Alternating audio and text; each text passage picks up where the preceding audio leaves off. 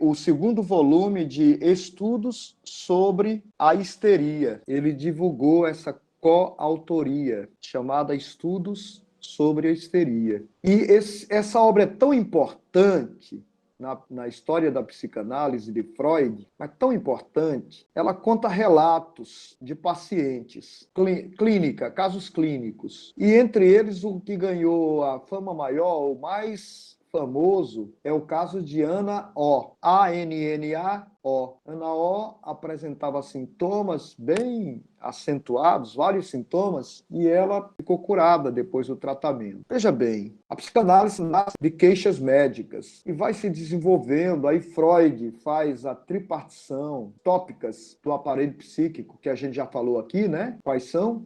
Como é a divisão do aparelho psíquico em Freud? Id, ego e superego. E antes de id, ego e superego era chamado de uma forma diferente. Antes é bom a gente compreender melhor o que é histeria, de uma forma resumida, certo? Freud estudava dois tipos de histeria. Uma que ele chamava de histeria de conversão e a outra que ele chamava de histeria de angústia. Como é, o paciente chegava lá só com uma tristeza profunda. O médico examinava e não encontrava causas orgânicas, certo? Aí, para esse tipo de histeria, ele dava o nome de histeria de angústia, porque não se manifestava nada no corpo, tá? Mas tinha lá a presença de uma depressão, digamos.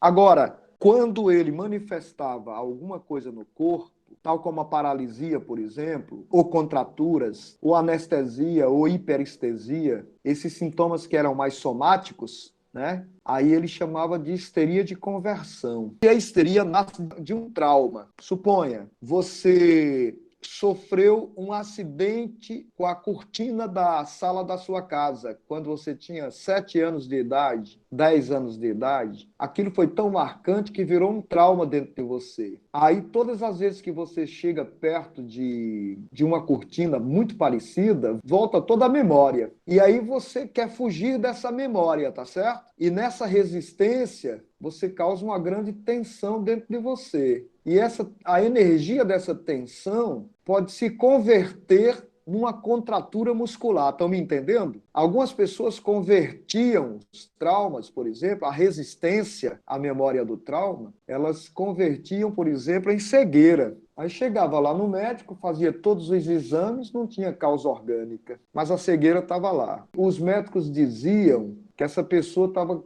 precisando de atenção, que era falta de atenção, ela estava pedindo atenção através disso. E deixaram para lá o estudo sobre a histeria, desconsideraram o sofrimento dessas pessoas. Aí Freud chegou e disse, não, esses pacientes sofrem. Fica por conta de mim mesmo, Racido, o jeito que eu estou contando, tá?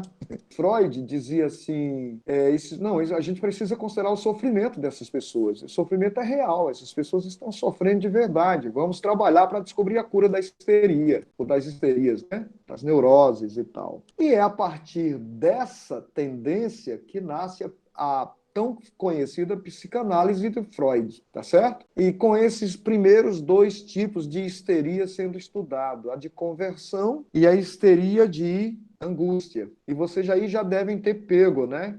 Como é que é a histeria de angústia, Alisson? Algum sintoma que ainda não foi para o corpo, está em forma de tristeza, certo? Pode ser em forma de fobia, ainda não se converteu em algo somático. Já a histeria de conversão é quando já se transforma em algo somático. O médico vai lá procurar a causa e não encontra. E aí, se a gente for buscar o histórico de quantos casos ainda existem assim, vamos encontrar muitos, né? De pessoas que estão sofrendo algum tipo de histeria que não tem uma causa orgânica. Existem novos estudos feitos agora sobre esses casos, mas os casos em si, eles continuam acontecendo ainda. O que é que eu quero dizer? Eu estou querendo dizer simplesmente que é a partir daí que Freud aprofunda seus estudos, suas investigações sobre o aparelho psíquico. Aí, através desses estudos, ele vai desenvolvendo a psicanálise enquanto tal, mas nasce do estudo da histeria, né? Nós, então, temos um aparelho psíquico para ser estudado, que hoje é dividido em id, ego e superego. O superego é de onde vêm as ordens as regras, né? E o id é de onde vêm os instintos mais primitivos. Aí o ego é aquilo que fica no meio, vamos dizer assim, entre os dois, que pode começar a entrar em conflito tanto contra o superego, como também com o id, né? Recalcando as coisas primitivas. Por exemplo, eu com o meu ego recalco, controlo o id. Desse id me vem moções pulsionais, de vários tipos, né? Por exemplo, digamos que seja uma fobia. Aí, se eu estou em sociedade, o que é que eu faço? Eu reprimo essa fobia, porque eu tenho que conviver socialmente, né? Então, eu tenho que receber as ordens das boas maneiras do meu superego, né? Que é o conjunto de regras que eu tenho. Mas na hora que eu controlo a minha raiva, isso é também chamado de neurose. A neurose é produto de toda a força que eu exerço para controlar as coisas é um tipo de neurose. Isso significa, Moacir, que todos nós somos neuróticos. Todos nós. Muito prazer. Então, todos nós temos as nossas neuroses. Pronto, Cassiano, pode falar. Exatamente, a psicose a gente vai entrar nela também, né? Tem a neurose, a psicose, a perversão, né? Que a gente vai estudar. Vamos investigar se é verdade que se não fôssemos neuróticos, seríamos psicóticos. Eu tenho uma outra opinião sobre tudo isso, né? Mas a gente está fazendo um curso de psicanálise. Eu posso até emitir certas opiniões fora desse contexto. Por exemplo, eu não acho que o ser humano... Eu gosto de ser fiel ao que estou seguindo. O mestre agora é Freud. Eu nem deveria estar contestando algumas coisas, mas vamos lá, né? A gente está num espaço filosófico, né? E a ementa diz que a gente pode questionar também. Então, veja, Freud, embora fosse judeu, ele tinha uma tendência ateia muito grande. Dizem que ele se declarava ateu, né? Embora mantivesse os costumes judaicos. Porque o judaísmo, na verdade, eu tenho um amigo judeu que me disse que judaísmo é modo de ser, né? O judeu faz o Shabá, ele tem todos os costumes, os rituais judaicos, né? Familiares existem. Eu perguntei uma vez para esse amigo que eu tenho se ele tem fé. E ele disse assim, não, lá entre nós judeus, você faz primeiro e depois é que você acredita. Quer dizer, o que importa é cumprir os rituais. Esse negócio de acreditar nos rituais vem depois. Então, ser judeu é um estilo de vida para ele. Se é verdade, talvez seja assim que Freud continuasse sendo judeu. Mas há quem diga que Freud era ateu. É interessante dizer isso porque... e também contraditório, porque se a gente se aprofundar na biografia de Freud, a gente vai descobrir que até com espíritas, bruxos, ele esteve, né? Aprendendo coisas de magnetismo, né? Vários, não sei se vocês viram a série Freud. Então, tem vários estudos. Talvez ele permanecesse aí na perspectiva científica, né? Ele era um médico, né? Um neurologista, então talvez tivesse uma abordagem científica mesmo, para tudo. Então, eu coloco uma pergunta. Será que dividir o ser humano, o aparelho psíquico, em id, ego e superego não é limitante? Se não for, qual é o alcance desse id, né? Até onde a gente pode cavar esse id para descobrir que tem mais coisas do que imagina a nossa vã ciência nele? Como é que a gente pode pensar um aspecto espiritual nessa divisão? Cabe. Se couber, talvez esteja no id, no inconsciente mais profundo, de onde vêm as moções pulsionais que ultrapassam a ideia de estera, de útero. Ou talvez esse útero se refira a algo muito mais profundo do que o aparelho reprodutor de uma mulher. Se for assim, a gente pode esbarrar, talvez, nos depararmos em momentos nos quais possamos acreditar em algo muito mais transcendente, nisso que é chamado de inconsciente. Vocês estão entendendo aonde que eu quero chegar com essa viagem que eu estou fazendo? Será que não tem uma raiz muito mais profunda e até espiritual nessa história de inconsciente? Você vai estudar, né, a história de José. José que foi para o Egito, que interpretava coisas da realidade a partir dos sonhos, né? Então, os sonhos parece que não estão limitados a uma interpretação psíquica. Não, mas sabe o que é que eu estou provocando? Uma reflexão sobre a possibilidade da extensão disso que a gente chama de inconsciente. É mais misterioso, talvez, do que o que a gente imagine, esse inconsciente. Olha, quando José interpreta sonhos, para interpretar a realidade, ele não é o único que aparece em relatos místicos, né?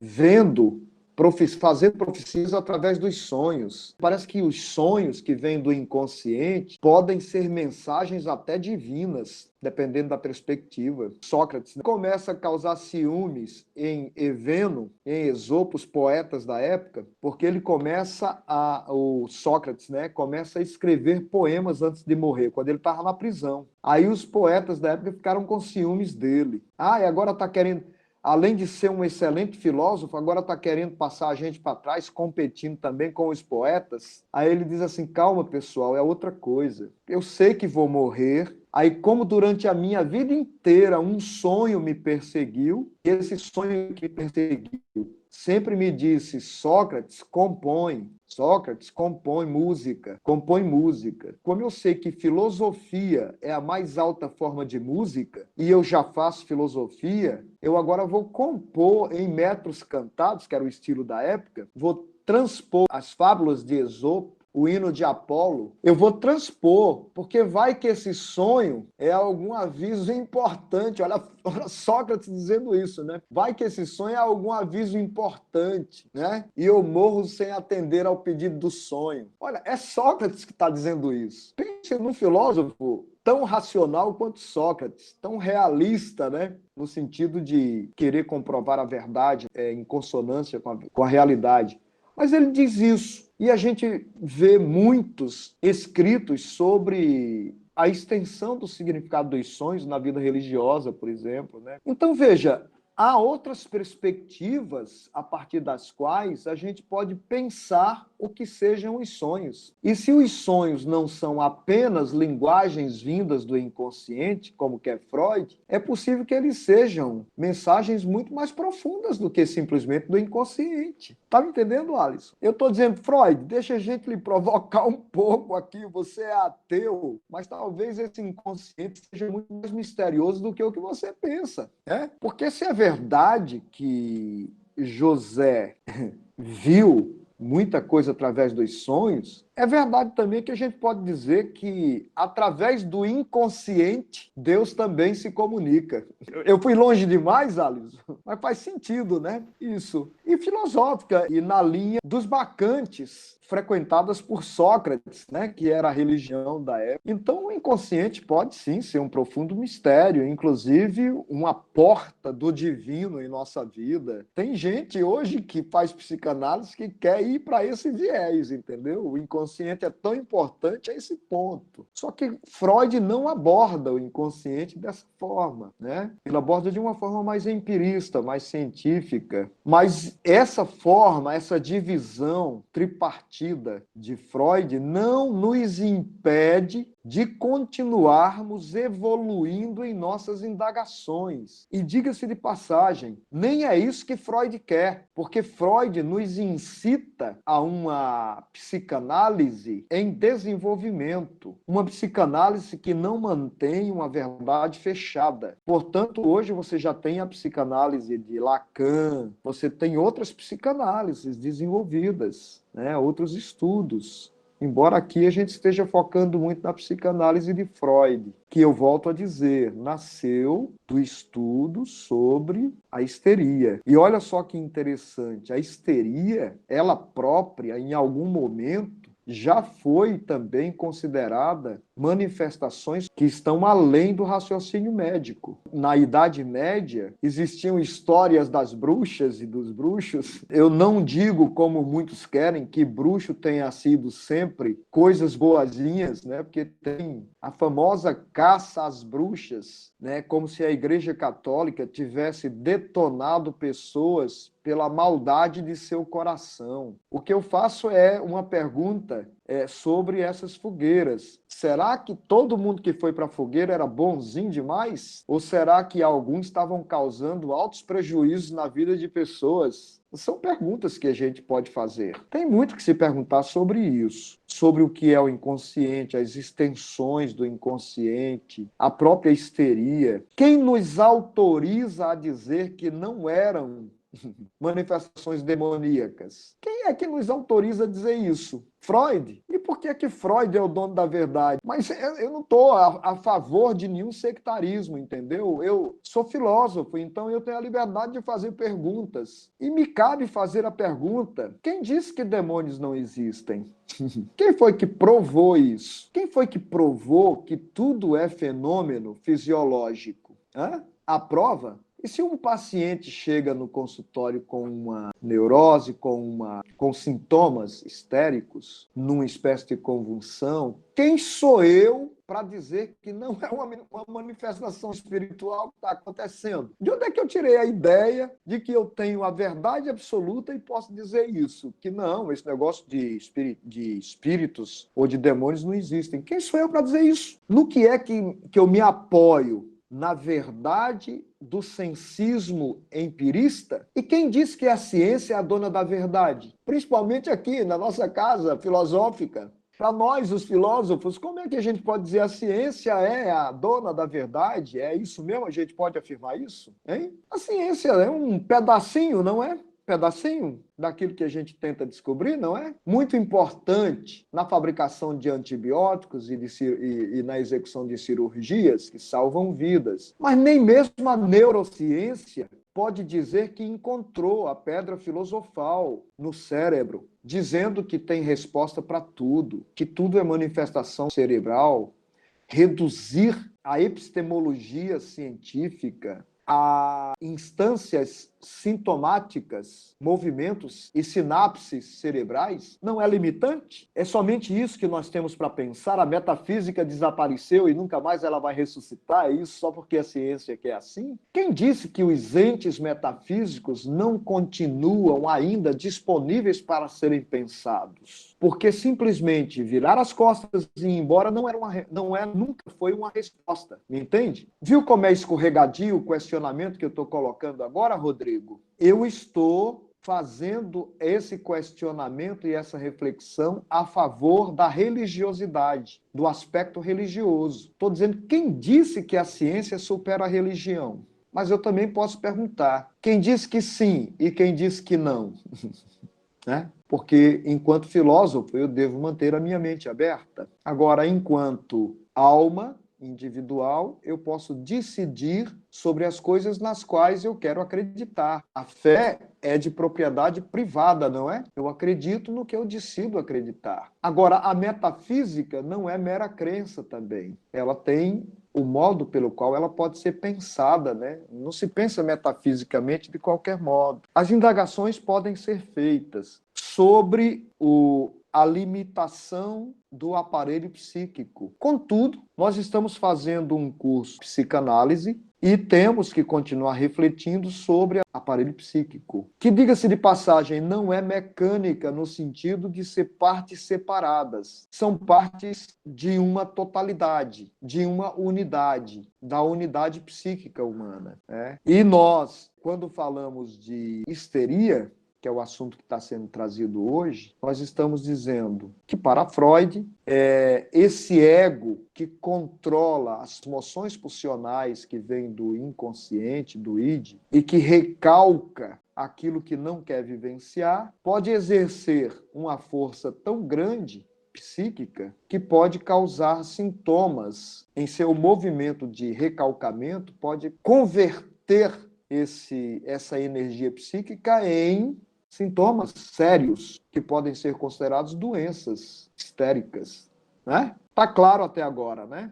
Então, quando se descobre a possibilidade da histeria de conversão e também a histeria de angústia, aí já se percorre um caminho na descoberta de curas para as histerias, tá bom? Então, é nesse estudo que Freud, justamente interessado nesse estudo da cura das histerias, por considerar o sofrimento dos pacientes, vai até a França e conhece o parisiense chamado, o médico parisiense que trabalhava com hipnose, Martin Charcot, era o nome do médico. E o Charcot foi muito criticado na época, porque Charcot, ele hipnotizava as pessoas, os pacientes, mas ele não hipnotizava para curar os pacientes. Era só para transformar os pacientes em cobaias. Sabe o que é que ele fazia? Ele produzia sintomas através da hipnose. Por exemplo, fazia alguém sentir a mão adormecida. E aí depois desmanchava esse processo. Mas ele fazia isso só para fazer experimentos em suas pesquisas. Freud foi até ele, aprendeu a hipnotizar. Eu ouvi falar que Freud nunca foi um bom hipnotizador, e parece que desistiu de continuar com a técnica de hipnose,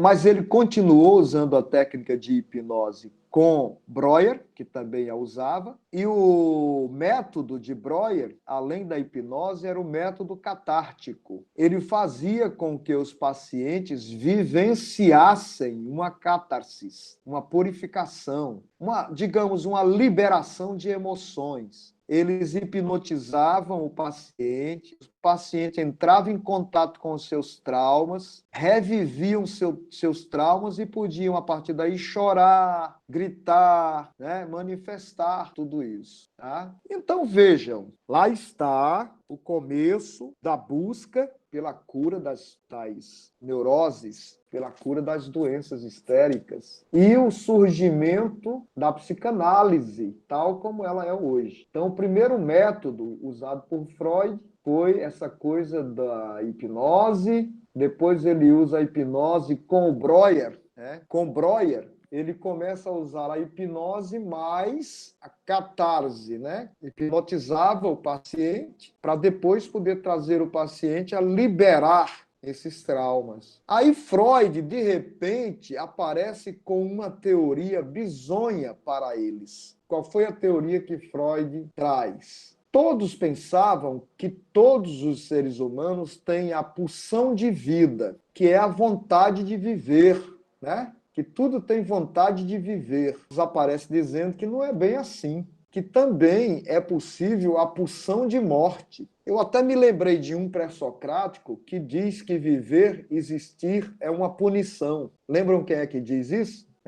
Coloquem aí no professor Google, para qual pré-socrático viver, existir é uma punição. Então, Freud apareceu dizendo, não é verdade que haja só pulsão de vida, há também pulsão de morte. Aí foi altamente condenado. E não só isso, para piorar as coisas, ele traz uma nova teoria. O Breuer já foi tirando o time de lado. Não, eu vou deixar você, Freud, não quero mais isso. Gente, eu estou falando assim para ficar mais fácil o acesso, né? Mas lendo o livro, as palavras de Freud não foram do jeito que eu estou falando aqui, né? Então, veja, aí Freud, mas antes eu tenho que dizer uma coisa para vocês. Charcot também acreditava que para curar o paciente tinha que reviver os traumas, tá certo? A memória dos traumas. Mas sabe o que é que ele dizia? Que esses traumas estavam inconscientizados, sim, mas era de algo pontualmente concreto. Por exemplo, aquela queda na cortina que eu citei ainda agora, certo? Era um fato concreto. Não era algo, por exemplo, que tivesse lá no útero da mãe, não. Tinha que ser um acidente concreto. Aí a pessoa, quando lembrava de novo, resistia à rememoração desse trauma. Então, o inconsciente para Charcot era o inconsciente, os traumas desse inconsciente eram traumas concretos. Aí Freud sai dessa visão de um inconsciente, desse tipo de inconsciente, e vai dizer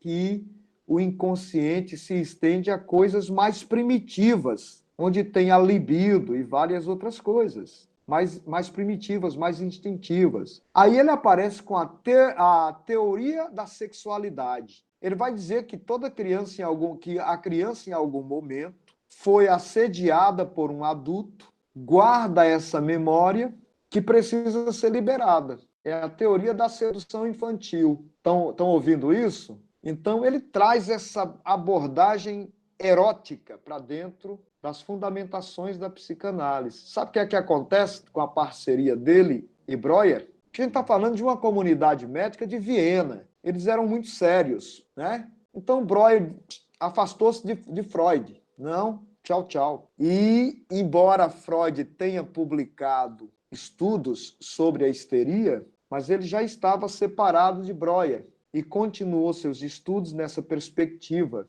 da teoria da sexualidade, teoria da sedução infantil. A raiz estava mais lá atrás, mais nos instintos, na nossa parte instintiva, no id. Só que ele começou a perceber uma coisa, que o mais importante dessa rememoração era a narrativa que o paciente fazia. Por exemplo, o paciente diminuía as resistências dessas lembranças e falava livremente sobre elas, certo? Livremente não, porque quando ele deixou a parceria com Breuer, ele ainda utilizou a técnica de concentração, do paciente se concentrar insistentemente no trauma, na memória, e depois ele usou uma técnica chamada técnica da compressão. Ele comprimia o cérebro do paciente, certo? Para ajudar, quer dizer, havia interferência, tá certo? Só depois, numa dada evolução, e vocês podem contar que essas pesquisas de Freud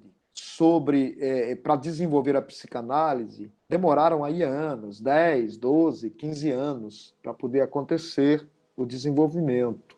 Por último, ele descobre o seguinte, que o grande segredo da psicanálise chama-se associação livre. Vocês sabem o que é associação livre? Não. Associação livre, Sayonara, é que agora eu não interfiro mais nem com pressão, nem com concentração, nem com hipnose. Agora eu crio um ambiente espontâneo, digamos assim, onde o meu paciente pode falar sem censor sobre as coisas que ele quer falar. Olha, agora o paciente fala sem censor, sem o juiz do superego. Eu, por exemplo, vou falar da minha sexualidade sem que tenha um juizinho, um diabozinho aqui do lado e um anjinho do outro. Eu falo tal como a coisa é, sem colocar um juiz na minha cabeça. Aí, quando eu falo assim, o que é que acontece com a minha resistência? Hein, Sayonara? A resistência some. Então, quem é a produtora das neuroses? Quem é a produtora das doenças? Na verdade, a resistência, o recalque. Entendeu, Cassiano? Quando ele some, quando a resistência some,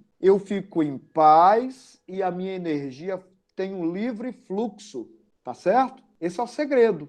Sempre que você pode falar sem censores, sem julgamentos sobre o que você quer falar, lá na associação livre, a cura acontece quando não tem mais censor. Por que a cura acontece quando não tem mais censor? Por que, Danilo?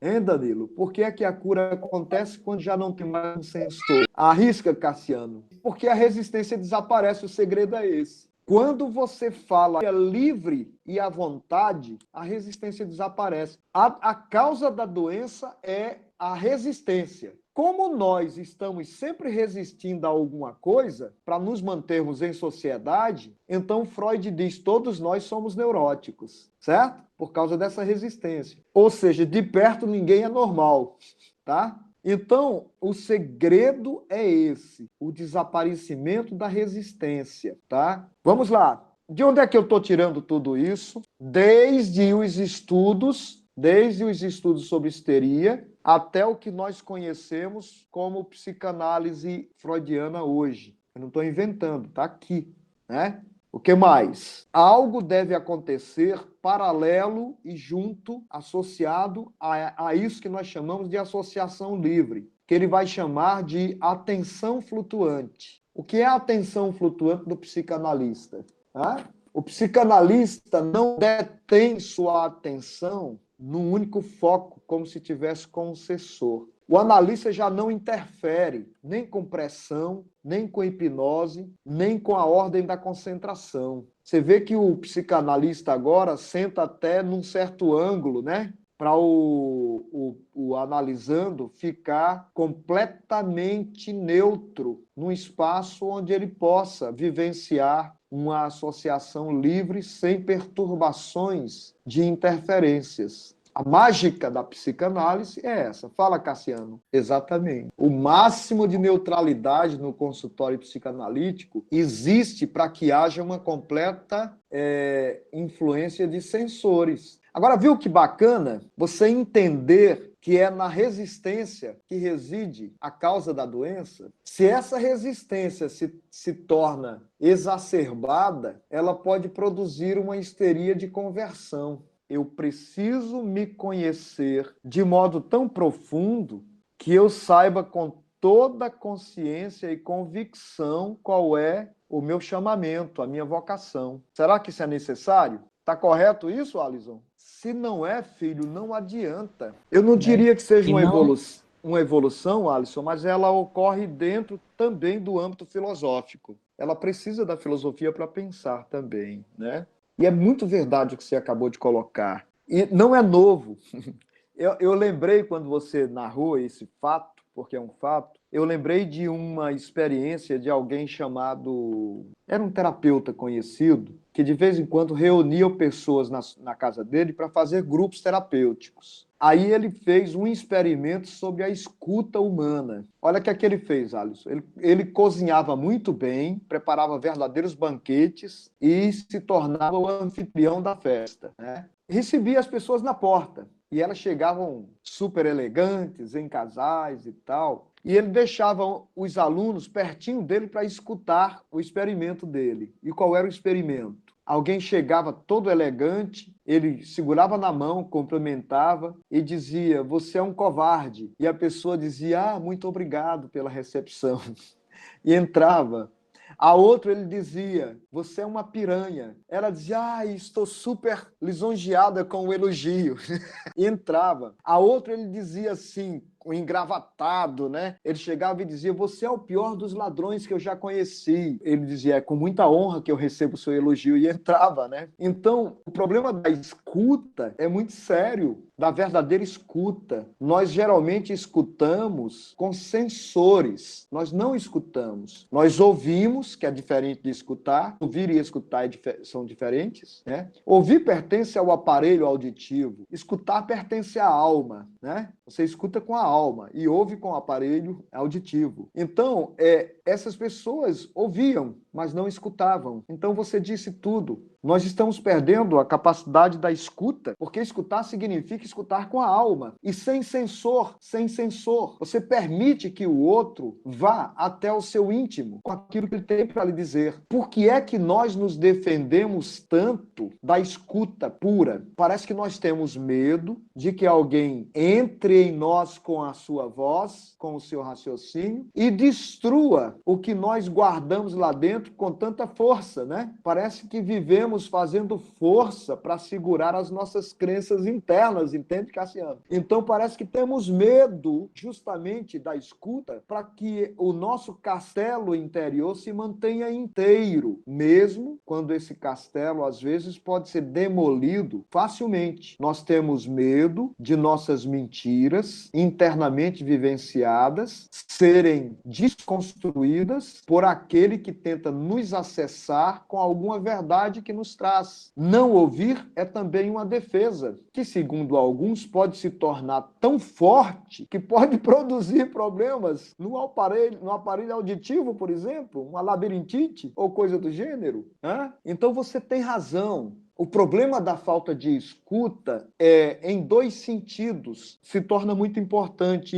Porque ao não escutar o outro, eu deixo de salvar muitas vidas. E ao não escutar o outro, eu também deixo de salvar a minha própria vida. Porque aquilo que eu preciso escutar, às vezes, eu evito, eu resisto, eu me defendo da escuta. Então tem uma importância muito grande perceber a escuta pura, né? Nos dois sentidos, tanto no sentido interno quanto no sentido externo. Você queria falar mais alguma coisa, Alisson? Olha, se é verdade, Alisson, que a associação livre, esse espaço da fala, é libertador, veja qual a importância de você permitir que os seus ouvidos deem passagem à escuta do seu próximo. Quantas vidas podem ser salvas ao serem ouvidas? Quanta gente está adoecendo dentro de instituições públicas porque o chefe não o escuta, porque colegas não o escutam. Isso vai se tornando um recalcamento dentro dele e vai produzindo coisas terríveis. O legalismo exacerbado as pessoas são incitadas a serem meramente legalistas. Esquecem, por exemplo,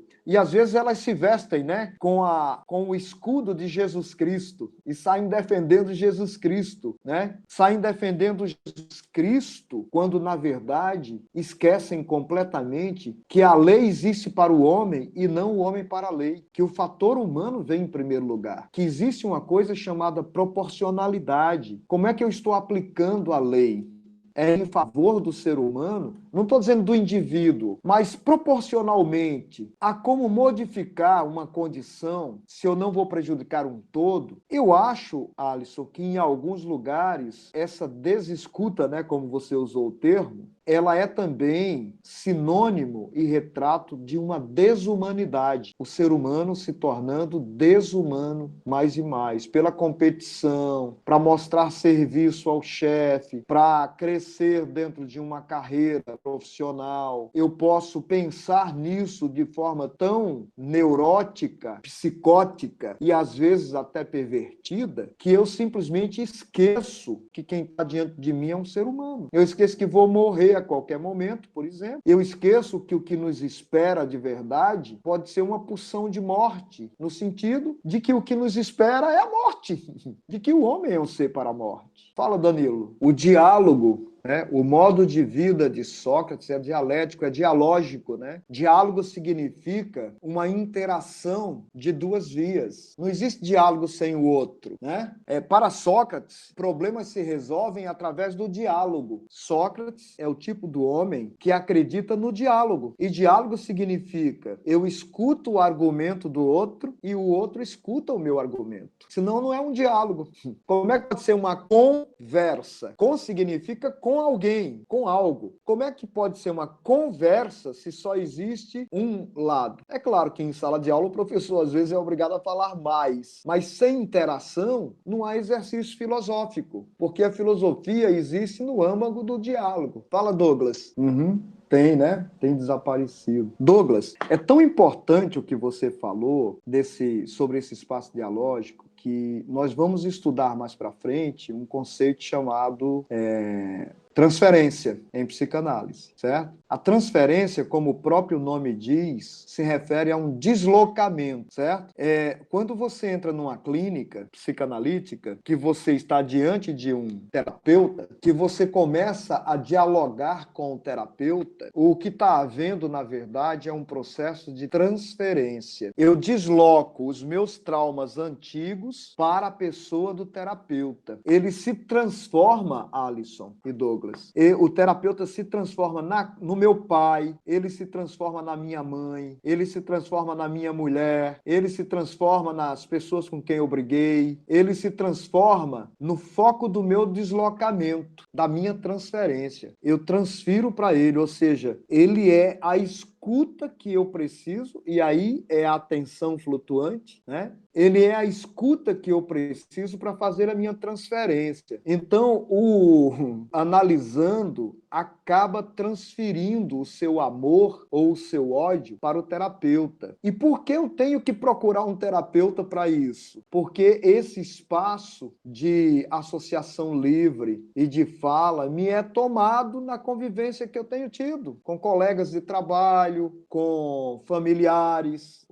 É possível que você procure um familiar para conversar e você acredite que ele está te escutando de verdade e está dando importância ao que você diz, certo? Para no momento seguinte você descobrir que quem estava diante de você era um juiz. Aí, às vezes, você disse 1000 palavras a ele para ele dizer uma. Por exemplo, ele, depois de ouvir todos os seus dilemas, todas as suas dores e seus sofrimentos, ele pode virar para você e com uma única palavra dizer assim, você é apenas uma pessoa se fazendo de vítima. Entendeu, Douglas? É nesse momento que você percebe que você está só, mesmo acompanhado.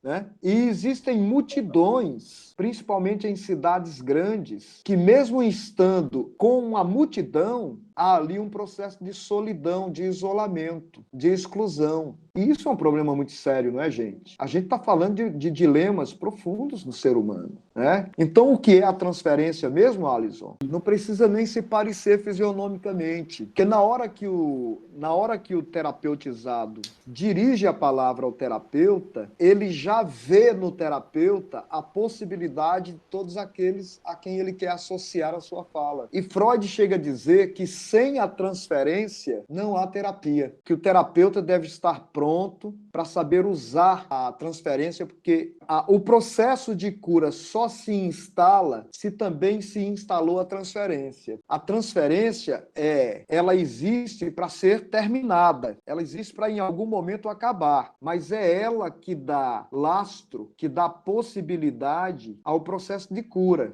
Então o terapeuta deve estar apto para usar a transferência e terminá-la também na hora necessária, né? Então ela é um processo, ela é uma ferramenta, um mecanismo indispensável para o processo de cura. E nós perdemos a transferência, estamos perdendo a transferência na nossa humanidade de hoje. Ninguém está querendo ouvir você. Se você disser assim, vem cá, deixa eu te contar um problema, a pessoa diz, amiga, eu estou saindo para me divertir agora. Essa interação tem realmente ficado muito escassa, mas não é um fenômeno novo, né? Do que é que nós falamos até agora? Histeria, nós falamos das técnicas que Freud utilizou até chegar à associação livre, nós falamos de atenção flutuante e nós falamos agora de transferência. Como é que você compreendeu, Cassiano, a importância da transferência? Mais confiança, mais amor, porque o amor também é transferido aí. Mas existe a transferência negativa também, o ódio também, né? Às vezes o terapeuta tem que lidar com o problema da transferência negativa. Fala, Cassiano. Por falar nisso, vocês perceberam a importância de uma aula desse tipo, né? Como ferramenta de auxílio não só para nós mesmos. Existe uma grande possibilidade de uma ajuda a si mesmo, porque desde o começo a gente vem dizendo que o primeiro passo é você começar a se autoconhecer, né? O primeiro passo é você começar a descobrir quais são os seus próprios mecanismos de defesa. Quais são os meus mecanismos? O que é um mecanismo de defesa, né? Para começar. O mecanismo de defesa é aquele recalcamento que eu exerço para não entrar naquilo que eu chamo de dor. Eu interpreto como sendo uma dor. Por exemplo, eu não quero lembrar de um amor perdido, de um fracasso, né? Porque aquele fracasso é interpretado por mim como dor. Então, se aparece alguém que me lembra aquele fracasso, eu tento evitar, eu fujo, né? Eu inibo, eu não entro no fluxo, eu não entro nessa realidade. Há uma fuga. Essa fuga pode se dar através de vários mecanismos. Por exemplo, eu posso estar apaixonado por alguém, aí eu não me sinto merecedor, ao invés de dizer diretamente, olhando no olho dessa pessoa, olha, eu estou apaixonado por você, o que é que você acha disso? Eu não digo isso com todo sentimento, aí eu faço, sabe o quê? Se eu usar o mecanismo de racionalização, aí eu vou chegar diante dessa pessoa e vou começar a falar de Sócrates para ela. Você conhece o filósofo Sócrates? Ele é muito inteligente, ele é o filósofo da maêutica, sabia? A maêutica é muito importante. Eu vou racionalizar, eu vou mostrar, ou às vezes eu posso me sentir culpado de algo de errado que eu fiz e não quero admitir para não entrar na dor de ser rejeitado e condenado, tá certo? Aí eu passo a justificar, eu justifico.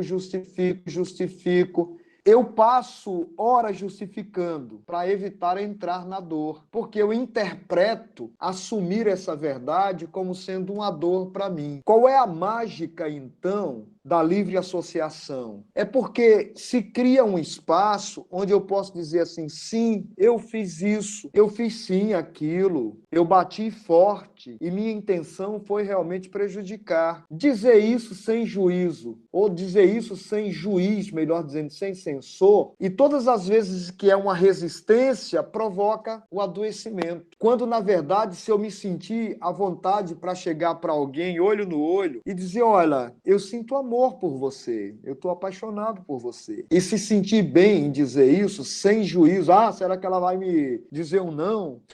Será que eu vou ser rejeitado? Mas um cara rejeitado, os amigos vão mangar de mim. Tal. Aí começa. O juízo todo em mim impede fluir. E é assim que eu vou levando a minha vida, com recalcamentos, com complexos de rejeição. A minha vida fica estagnada e o adoecimento acontece. É ou não é, Moacir? Não é isso, Douglas? Então a gente vai adoecendo, não é? A gente vai, não vai, Sayonara? E eu estou achando, inclusive, uma aula terapêutica. Nós estamos compreendendo mais o espírito da psicanálise, né? O grande segredo da psicanálise é digamos assim, o afrouxamento das resistências no momento do espaço, ou melhor, da associação livre, né? O que foi que nós entendemos sobre... Allen, me diga o que você entendeu sobre atenção flutuante. Tá certo. Rodrigo, me diga o que você entendeu como sendo atenção flutuante. Essas aulas estão servindo para vocês se entenderem melhor e também entenderem outras pessoas? Até a próxima.